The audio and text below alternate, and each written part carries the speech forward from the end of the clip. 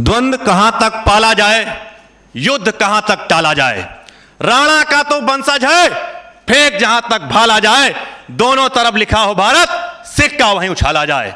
आदरणीय अध्यक्ष महोदय, निर्णायक पदाधिकारीगण, मेरे प्रतिभागी मित्रों, मैं कौशल कुमार अवस्थी, केंद्रीय रिजर्व पुलिस बल, वक्ता पक्ष।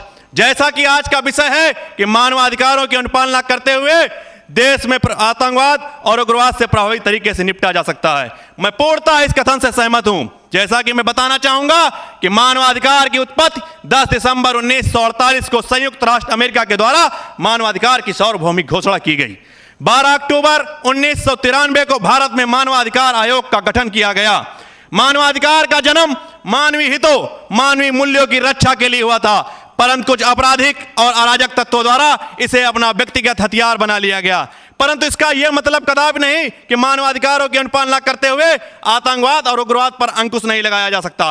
आज हमारा देश आतंकवाद और उग्रवाद जैसी जटिल समस्याओं से जूझ रहा है, जिसकी सुरक्षा के लिए देश के कोने कोने में सुरक्षा बलों की तैनाती की गई है, परंतु आज तक हमारी देश की सरकारें और सुरक्षा बल इसे पूर्ण रूप से समाप्त करने में असफल साबित हुए हैं, जिससे यह प्रतीत होता है कि इस समस्या का समाधान बंदूक की गोली से नहीं निकाला जा सकता है, और ना ही आंतरिक सुरक्षा और सुरक्षा बलों के मानवाधिकारों को मुद्दा बनाकर मानवाधिकार और इसकी सहयोगी संस्थाओं की अवहेलना की जा सकती है।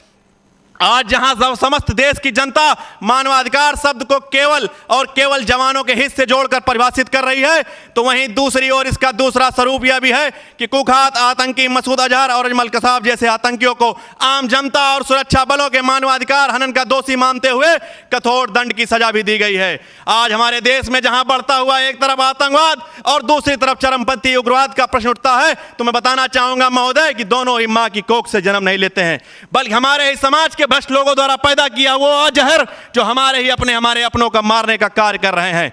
आतंकवाद फैलाने वाले लोग कुछ हमारे समाज के अशिक्षित और भटके हुए नौजवान और कुछ हमारे पड़ोसी मुल्क की साजिशों के बोए हुए बीजों का परिणाम है।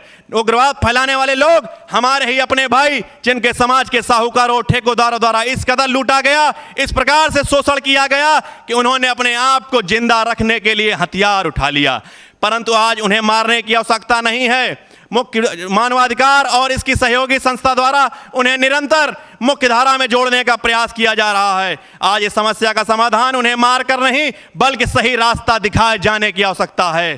क्या मजा पा जाओगे अगर मार दोगे जान से और बख्श दोगे जिंदगी तो मर जाएगा एहसान से। मानवाधिकार की रजत जयंती के शुभ अवसर पर हमारे देश के प्रधानमंत्री श्री नरेंद्र मोदी ने कहा था कि मानवाधिकार ने पिछले 4 वर्षों में समाज के शोषित और पीड़ित वर्ग की आवाज बन करके जो कार्य किया है वो देश के विकास में मील का पत्थर साबित हुई है, जिसका जीता जागता उदाहरण नॉर्थ ईस्ट का वह इलाका जो आज अल्फा उल्फा से ग्रसित था, आज वहां शांति का वातावरण है। छत्तीसगढ़ का अत्यंत नक्सल प्रभावित इलाका सुकमा में 59, बस्तर में 100 से अधिक और महाराष्ट्र के गढ़चिरौली में 87 नक्सलियों द्वारा किया जाने वाला आत्मसमर्पण इस बात का द्योतक है। बुझ जाते हैं चिराग कई बार हालातों के आगे, हर बार दोष हवाओं का नहीं होता। आज मुझे महात्मा गांधी का परम आदर्श वाक्य अहिंसा परमो धर्मा इस बात की पुष्टि करता है कि मानवाधिकारों की अनुपालना करते हुए भी देश में आतंकवाद और उग्रवाद को समाप्त किया जा सकता है।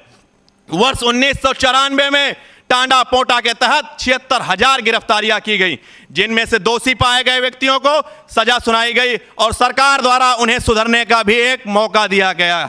लोगों का कहना है कि धर्म की रक्षा के लिए अगर शस्त्र भी उठाना पड़े तो यह जायज है, मगर यह मैं बताना चाहूंगा दोस्तों कि आज कश्मीर की लहलुहान घाटी भी तुम्हारी इसी भूल का परिणाम है। एक मरा 100 मारोगे, क्या यह रीत बनाओगे?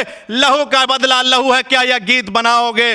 फर्क कहां रह जाएगा मानव और शैतान में? आतंकवादी की छवि दिखेगी हर वर्दीधारी इंसान में। आज मैं कहना चाहूंगा कि मानवाधिकार सुरक्षा बलों के रास्ते में किसी प्रकार की बाधा उत्पन्न नहीं करता है, बल्कि अपने आप में एक समाधान है।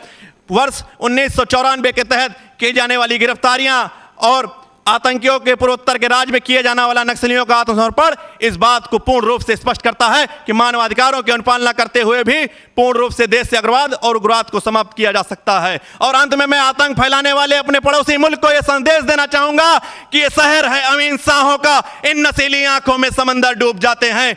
ऐ पाक छोटा भाई समझकर माफ कर देता हूं, मेरा नाम हिंदुस्तान है, मुझ में सिकंदर डूब जाते हैं। और इन शब्दों के साथ मैं अपनी वाणी को विराम देना चाहूंगा। जय हिंद, जय भारत।